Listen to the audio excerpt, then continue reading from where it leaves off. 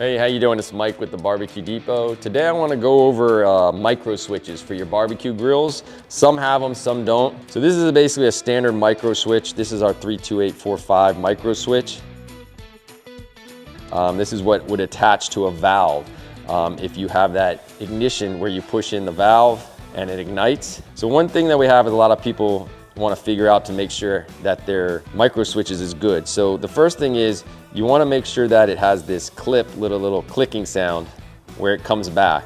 That's important because if it's not, that means your micro switch is bad. Also, you want to make sure on your valves, on whichever manufacturer, because there's several manufacturers that use this, you want to make sure when you push your valve, it's pushing that lever in and making that click. Because that can be a problem why sometimes your micro switches aren't working. Make sure all your connections here are good on your ignition. It's pretty easy to swap out if you do have a bad one. It's basically just a small little Phillips head screw.